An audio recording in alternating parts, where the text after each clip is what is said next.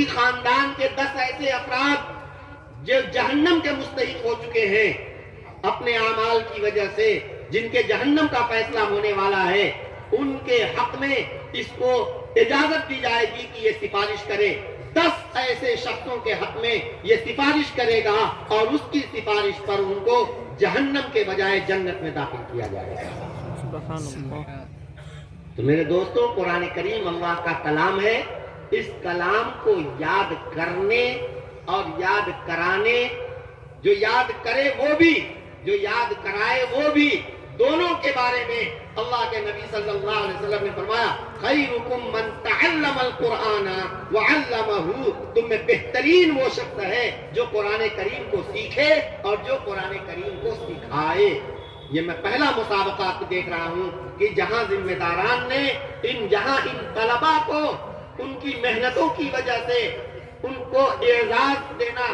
دینے کا فیصلہ کیا، وہیں ان طلباء کے پیچھے ان کے اساتذہ کی جو محنت ہے، ان اساتذہ کی بھی حوصلہ افزائی کی جا رہی ہے، طالب علم کو بھی پرسکار دیا جا رہا ہے اور ان کے استاد کو بھی پرسکار دیا جا رہا ہے۔ یہ پہلا میں مسابقہ دیکھ رہا ہوں کہ اس میں طالب علم کے ساتھ ساتھ اس کے شکت اور اس کے استاد کی بھی حوصلہ افزائی کی جا رہی ہے۔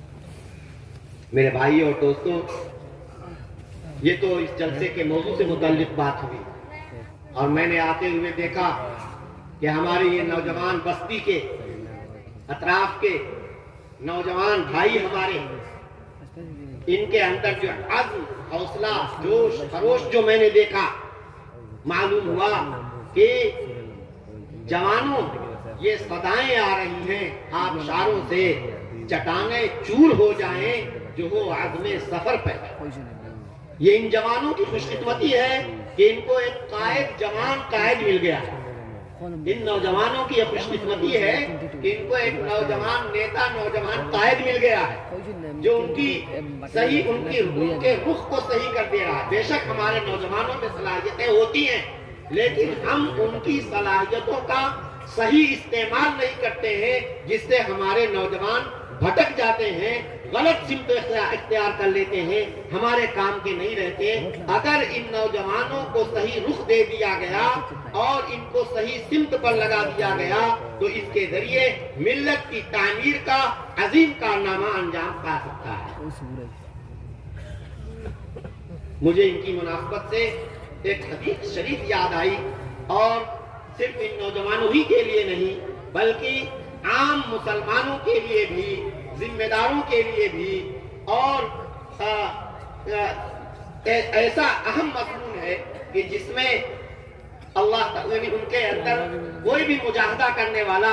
عدل و انصاف کرنے والا اور اخلاص، غائب درجہ حد درجہ اخلاص سے کام کرنے والا، نوجوانی جو خاص طور سے انسان کی بہت ہی شباب اور طاقت کا زمانہ ہوتا ہے، اس کا صحیح استعمال کرنے والا، ان سب کے لیے بہت بڑی فضیلت بیان کی گئی ہے۔ حضرت نبی کریم صلی اللہ تعالی علیہ وسلم ارشاد فرما رہے ہیں کہ کل قیامت کے دن جبکہ قیامت کی ہولناکی قرآن کریم کی آیات میں اور انہیں احادیث میں بیان کی گئی ہے،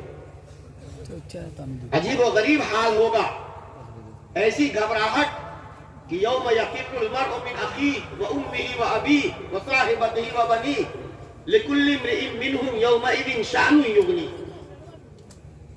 اس دن آدمی اپنے بھائی کو نہیں پہچانے گا، ماں باپ کو نہیں پہچانے گا، اور اپنے بچے تک سے دودھ پلانے والی ماں،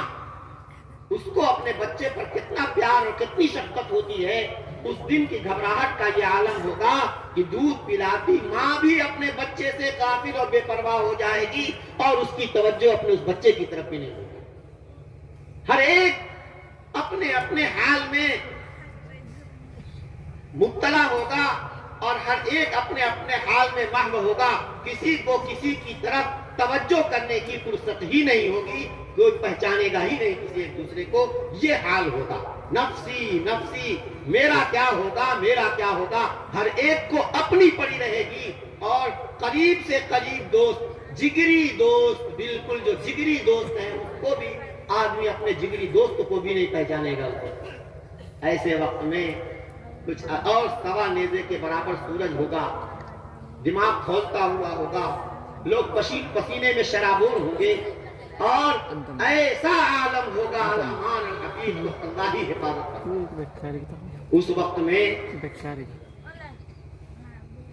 कुछ खुश नसीब बंदे ऐसे भी होंगे